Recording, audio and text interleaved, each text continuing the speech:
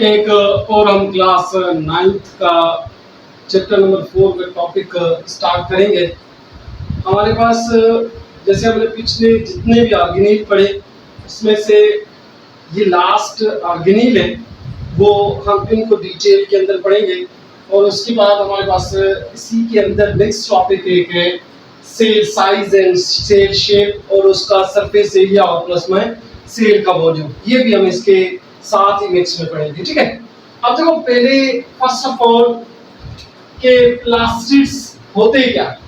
Plastids ये चीज आप लोगों को याद रखनी है कि प्लास्टिड एक लार्ज साइटोप्लाज्मिक ऑर्गेनील है जो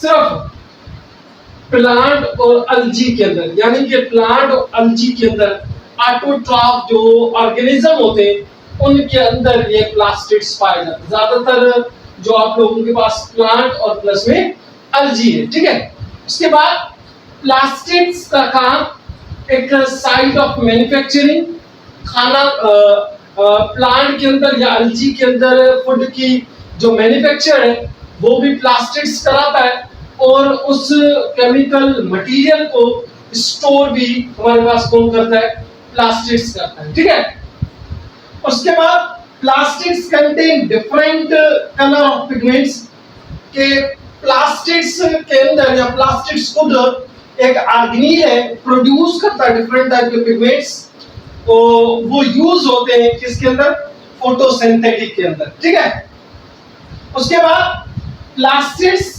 प्रेजेंट कैन चेंज और डिटरमाइन द कलर।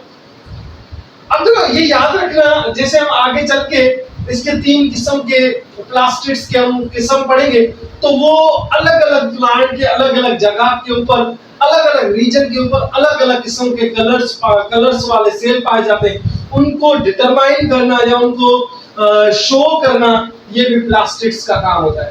प्लास्टिड्स के हमारे बुक के अंदर 3 टाइप है, 9th के अंदर 3 टाइप दिए गए और फर्स्ट ईयर के अंदर 4 टाइप दिए गए, एक प्रोटोप्लास्ट भी होता है। ठीक है, यहाँ पे हमारे पास 9th के अंदर 3 प्लास्टिड्स के नाम है, एक है क्लोरोप्लास्ट, दूसरा क्रोमोप्लास्ट और तीसरा है ल्यूकोप्लास्ट। इन तीनों प्लास्टिक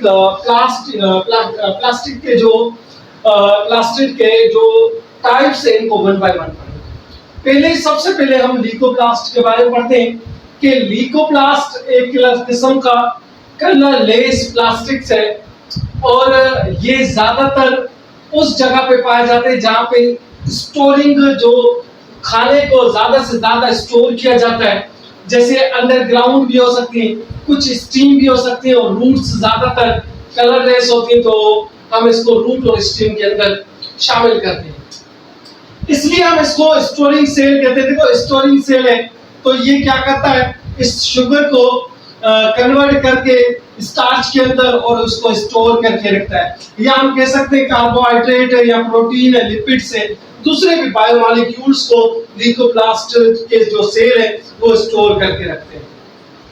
उसके बाद हमारे पास सेकंड टाइप है क्रोमोप्लास्ट। क्रोमोप्लास्ट एक कलर्ड प्लास्टिक्स है और ये contain red, orange, yellow pigments जैसे जो कलर्स होते हैं वो ये शो कराता है प्लांट के अंदर। क्रोमोप्लास्ट ज्यादातर प्रेजेंट इन राइपनिंग फ्रूट्स या फ्लावर्स वगैरह है, उनके अंदर ये ज्यादातर पाया जाता है। क्रोमोप्लास्ट डिफरेंट टाइप के कलर्स को प्रोड्यूस करता है एक्सेप्ट ग्रीन।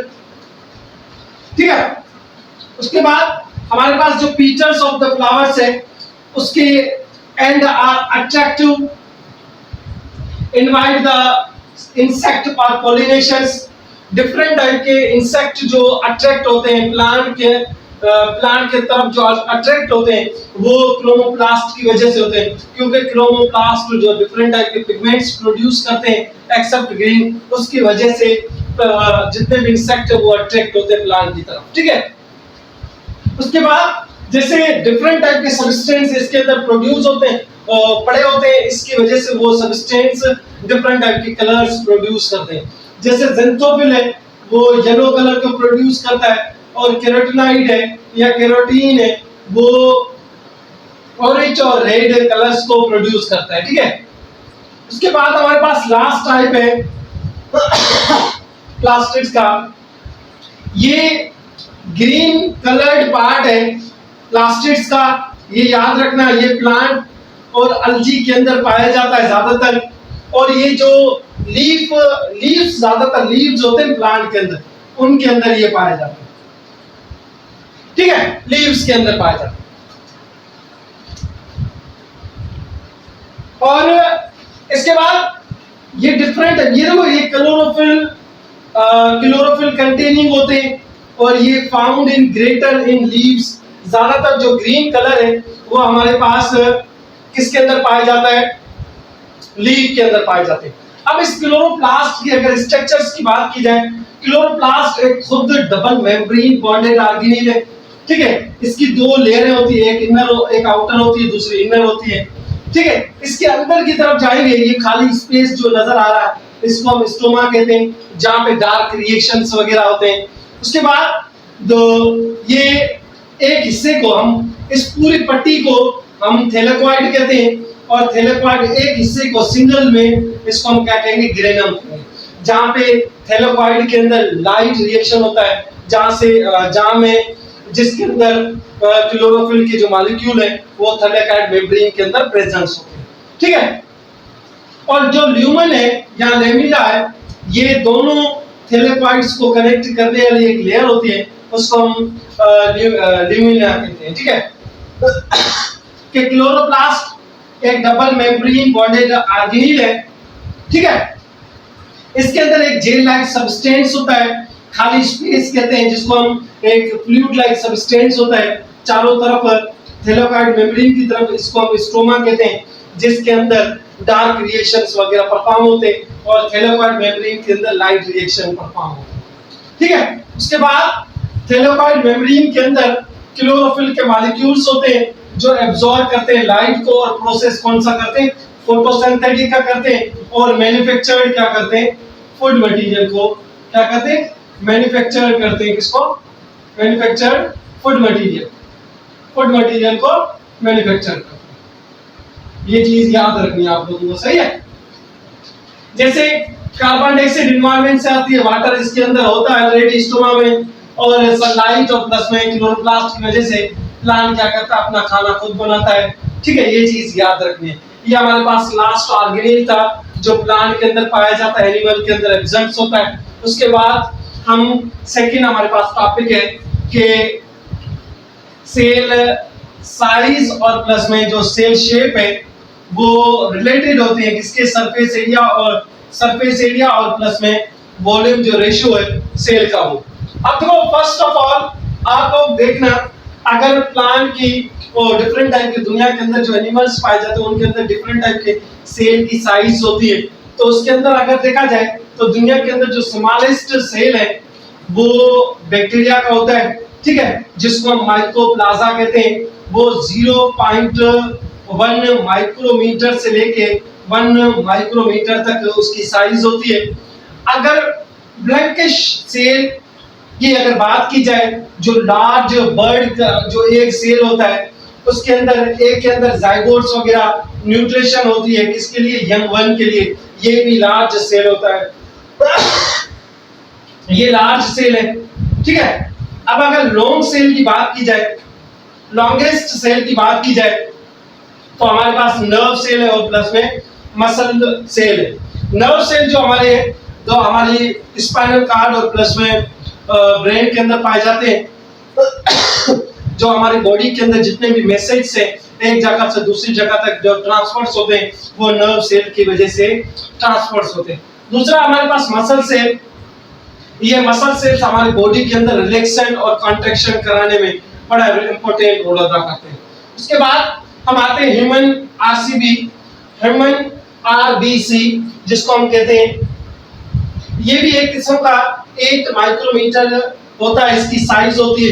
इस टाइनीएस्ट या छोटे में छोटा होता है क्योंकि ये इजीली जो ब्लड वेसल्स होती हैं कैपिलरीज या उनके अंदर इजीली क्रॉस हो जाए, इसलिए इनकी भी साइज जो कम होती है, ठीक है। अब देखो सेल जो होता है ना, सेल एक ट्यूब लाइक स्ट्रक्चर्स होता है। उस सेल की अगर साइज की बात करें, जैसे लार्जेस्ट जो सेल होता है उसका, जब अगर सेल लार्ज होगा तो उसका सरफेस एरिया कम होगा और वॉल्यूम ज्यादा होगा। जो स्मॉलेस्ट सेल होगा उसका सरफेस एरिया ज्यादा होगा और वॉल्यूम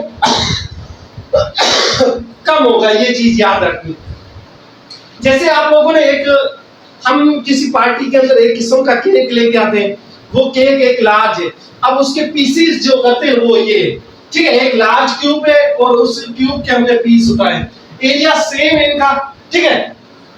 अब एक लार्ज क्यूब है जिसका वॉल्यूम हमने मालूम करना है। वॉल्यूम किस तरीके से मालूम कर सकते हैं? लेंथ, विड्थ और हाइट के जरिए। जैसे लेंथ लंबाई है, हाइट लेंथ ऐसे चौड़ाई को कहते हैं, हाइट लंबाई को कहते हैं और विड्थ ऐसे मोटाई को कहते हैं, जो उससे वॉल्यूम मालूम कर सकते हैं। क्यूब लाइक स्ट्रक्चर है जो तीनों साइड्स बराबर होती है, जिसकी लेंथ विड्थ और हाइट, जिसकी जो टोटल जो हम इनको मल्टीप्लाई करेंगे तो इसका जो आंसर आएगा वो 27,000 आएगा, माइक्रोमीटर क्यूब आएगा, ठीक है। अब ये था large area of one cube जो सेल होता है उसकी पूरे की। अब उसी क्यूब को हम सेक्शंस के अंदर काटते हैं तो ये टोटल इसके कितने हो जाएंगे? 27 स्मॉल पीस हो जाएंगे। कितने हो जाएंगे? 27 स्मॉल पीस हो जाएंगे। अब एक स्मॉल पीस की साइज कितनी है? वो 10 माइक्रोमीटर क्यूब है। जैसे अगर सपोज करते हैं हम किसी लार्ज जो सेल होता है, क्यूब होता है, उसकी अगर हम एरिया मालूम करेंगे, सरफेस एरिया मालूम करेंगे, सरफेस एरिया तो वन लार्ज क्यूब है उसकी अगर सरफेस एरिया मालूम करेंगे तो हम सरफेस एरिया का फार्मूला क्या है? अब ये चीज याद रखनी है, जितने भी क्यूब्स होते हैं उस क्यूब्स की जो साइड है, ये दरअसल जो 6 लिखा है ये साइड्स होती है, ठीक है। जैसे 1 2 3 4 5 6 साइड्स है इस क्यूब्स की, तो 6 साइड्स है। और जो लेंथ और ब्रीथ, जैसे आप लोगों ने लूडो खेला हुआ, उस लूडो के अंदर जो दाना होता है उस दाने की दोनों साइड्स के ऊपर आप लोग देखो ना कि लेंथ और ब्रीथ जो होती है वो तकरीबन इसके अंदर लार्ज सेल के अंदर हमने कितनी उठाई है? 30 उठाई है। तो 6 साइड्स होती है, 30 × 30 कितने हो गए? 90 हो जाएंगे और 90 900 हो जाएगा और 900 से हम 600 डिवाइड करेंगे तो हमारे पास कितनी 54,000 माइक्रोमीटर क्यूब आ जाएगा, ठीक है। उसके बाद अगर स्मॉल किसी भी इतना एरिया है, ये हम लार्ज क्यूब यहाँ उठाते हैं पर उसके हमने पोर्शंस बनाते हैं। जैसे हमने केक यहाँ लेके आए, अब इस केक का पूरे का वॉल्यूम मालूम किया और इसको वॉल्यूम को हमने फिर ऐसे हिस्सों के अंदर काट के फिर उसका वॉल्यूम एक क्यूब का हमने वॉल्यूम मालूम किया। तो कैसे? जैसे एक स्मॉल क्यूब की अगर हम सरफेस एरिया मालूम करेंगे, जैसे उस क्यूब की भी 6 साइड होंगी और उस क्यूब का जो साइज होगा वो 10 × 10 होगा, क्योंकि जो एरिया है वो हम लेंथ इनटू ब्रीथ से मालूम करते हैं। तो इसका जो आंसर आएगा वो 600 माइक्रोमीटर क्यूब आएगा, ठीक है। अब जैसे ए का ये तो 27 का क्या होगा? 27 को जब हम इसको 600 से हम मल्टीप्लाई करेंगे तो हमारे पास 16,200 माइक्रोमीटर क्यूब आएगा। इस तरीके से हम किसी भी सेल का वॉल्यूम या शेप या साइज वगैरह आइडेंटिफाई कर सकते हैं कि किसी भी सेल का सरफेस एरिया है या किसी का वॉल्यूम है, वो इसी तरह इस फार्मूले के जरिए हम किसी भी सेल की एरिया या सरफेस एरिया वगैरह मालूम कर सकते हैं। इसके बाद हमारे पास और भी टॉपिक है चैप्टर 4 से रिलेटेड, इंशाल्लाह ताला उसको भी हम पढ़ेंगे। Thank you, Allah Hafiz.